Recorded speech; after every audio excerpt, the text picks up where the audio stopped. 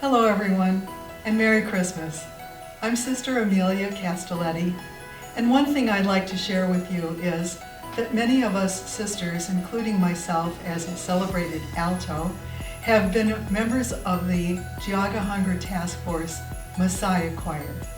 It's been going on for about 26 years, and in the fall and sometimes in the spring, we sing parts of the Messiah and raise money for the Hunger Task Force for the people here in Geauga County. It's been a wonderful experience. It's members of the churches and parishes from the entire area, men and women, younger people, older people, very trained professionals, and a lot of volunteers.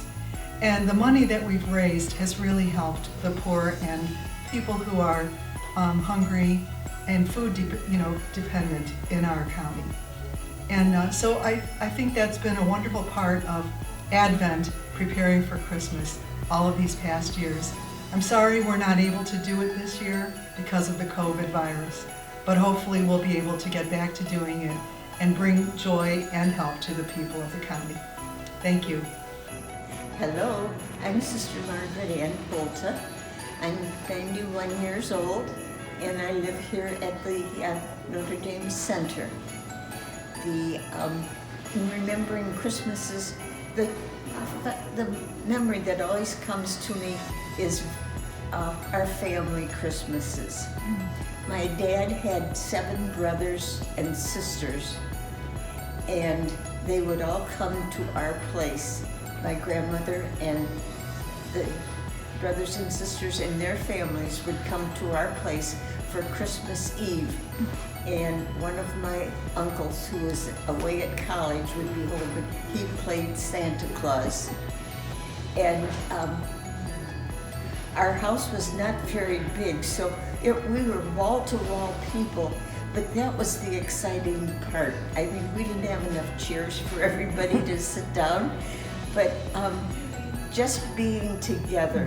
And then, of course, Santa Claus would give presents, and we'd open presents, and we'd sing carols. And then later in the evening, we'd get ready and go to midnight mass. And this was always just a very special day. Not so much the presents, but just having everybody at our house. Some memories for me from Christmas time. I taught and lived at Notre Dame Academy. It's 4 stories. The first 3 stories are the school and the classrooms, and the 4th floor was the sisters' residence. So there was an elevator to go up there, and we lived right on the property. We never had snow days because we were so committed to education.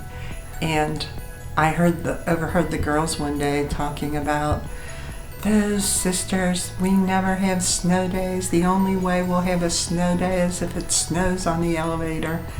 And so the next day we came to school, and there were big snowflakes taped to the ceiling of the elevator, and I thought, those girls, they want a snow day so bad.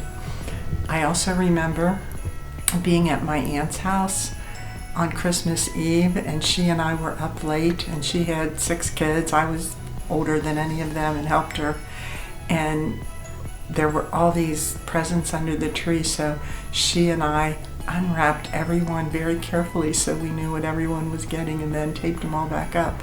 Hi everyone, my name is Sister Judy Bucco. I know that this particular Christmas holiday will be a little different for many of us, but it will be just as special. I think taking Christmas in our hearts and trying to bring that special Christmas cheer to everyone we know or everyone we can meet with is so special. Christmas is a time of the year that I've always thought that we need to have that all year long, because people seem to be more cheerful, more giving, and more willing to be present to each other. I remember any time during the year when I go shopping or I am together with others, there just seems to be a lightness in the air and happiness wherever you go. One of the special memories that I had at Christmas, it didn't start special, but it was the year that my dad lost his job, and I was just about 7 or 8. And we wanted so badly to have those first walking dolls. My sister and I were looking for, we're only 2.5 years apart, we're looking forward to that. And knowing that my dad was out of work, and I was thinking Santa Claus was going to have a hard time coming. But needless to say, my dad did get a job close to Christmas, and both my sister and I did get that hoped for walking doll, the first walking dolls that there were, I think. I think the most beautiful memories I have as a child is our family celebration. And we would gather after we had gone out to see the lights in the neighborhood. When we came home, Santa came, and it was such a magical time. And we had a tradition. My dad, he would read the name on the gift, and nobody hollered except that person, and we had to all wait until that person opened their gift, and we oohed and awed, and then it was the next person's turn. But my dad had to ceremoniously read the names, and it was just a beautiful family memory. Hello, my name is Sister Mary Donnelly. I'm a sister of Notre Dame. I've been in the community for 60 years.